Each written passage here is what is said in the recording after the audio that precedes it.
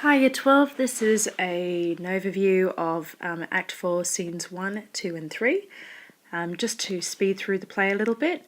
And these scenes are important, but we can get through them quite quickly. Firstly, Act 4, Scene 1. So, some key points in this particular scene. So, Gertrude goes to Claudius and relates the killing of Polonius, implying that that Hamlet is actually mad, not just out of love, but is literally mad.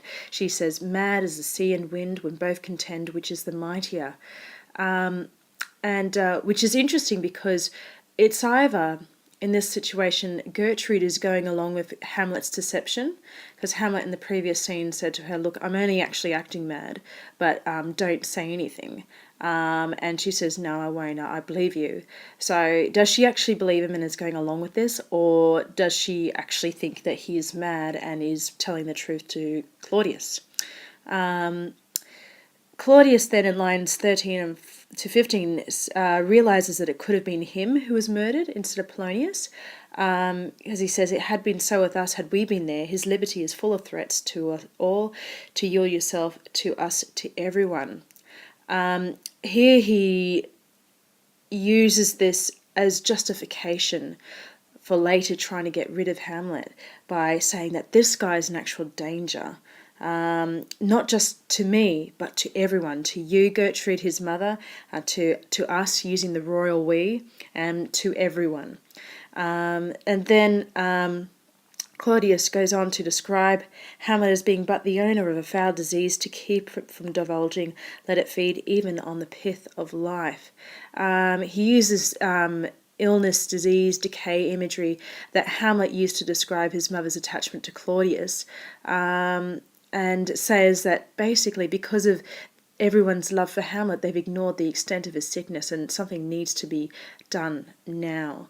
And we get a sense of Claudius's hypocrisy highlighted here, juxtaposed with the last scene in which Claudius recognised his guilt and corruption, and now he's actually, going along with trying to cover up what he's done, getting rid of the one person that he knows about his sin.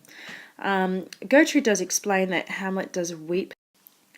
Yeah, sorry, Hamlet does, Gertrude does point out that Hamlet does weep for what is done, so there is some kind of sanity in this, but Claudius is persistent with the fact that, there's something wrong with Hamlet. We need to get rid of him, get him out of the way.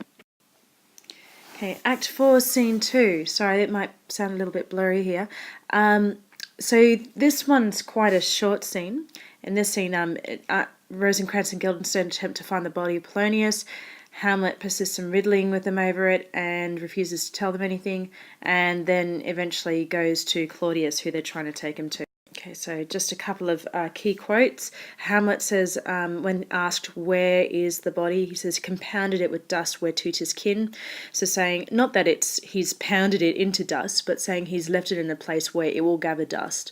You've probably heard of the phrase, ashes to ashes, dust to dust. So we, in a sense, come from dust into dust, and dust will become again. So saying that now Polonius is dead, he's going to be like the dust around him.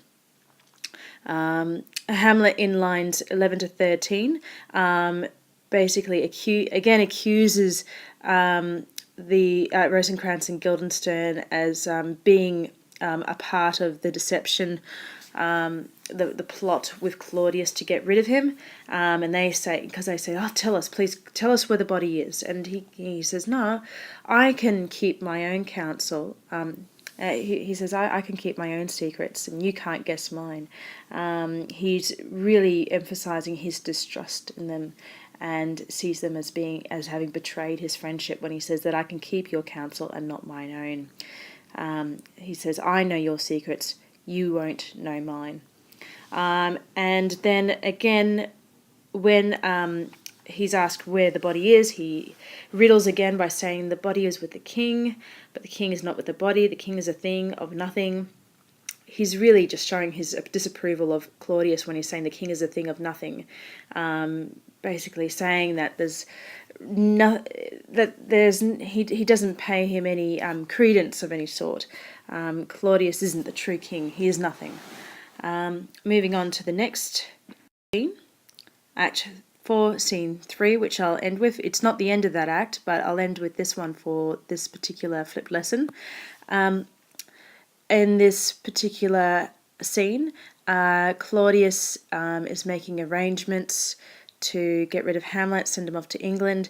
He continues with deceiving Gertrude, emphasising that it's because of his love for Hamlet that he wants to send him away to keep him safe.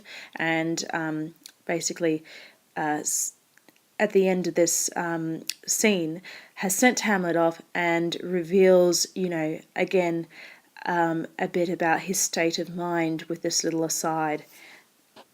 Some key quotes. So Claudius, in lines 2 and 3, he says, "How dangerous it is that this man goes loose, yet we must not put the strong law on him. He is loved of the distracted multitude, who like not in their judgment, but in their eyes." Two things from this particular quote. Re-emphasising how dangerous Hamlet is. And he's not calling him his son anymore, not calling him by name. He's really distancing himself from Hamlet as calling him a man. They're not loving words. And yet later he says, "I am the loving father, Hamlet." And yet in this phrase he's really depicting Hamlet as being this dangerous criminal. He also is quite hypocritical when he says, we cannot put the strong law on him. So this guy's committed murder. Hamlet has murdered Polonius, and yet they can't do anything about it. Because, and this is the next part of that quote, "He's loved of the distracted multitude, who like not in their judgment, but their eyes." He is aware of the fact that Hamlet seems to be supported by a lot of people. We never see this. We only see what's going on inside Hamlet's mind and in the court. We don't actually know what's going on outside of this little world. That Hamlet seems to be someone who's got a lot of favour in the people, and if he's suddenly disposed of, people will riot, and Claudius is aware of that. And then when Claudius confronts Hamlet, "Where is the body?" He extends a description of where he's put Polonius's body to a discourse on the fact that everyone will become food for worms. So we got some fishing imagery. So just the equality of everyone, king and fisherman, a fat man and a beggar, how basically in the end we will become food for worms. Death is a great leveler or equalizer, you could say.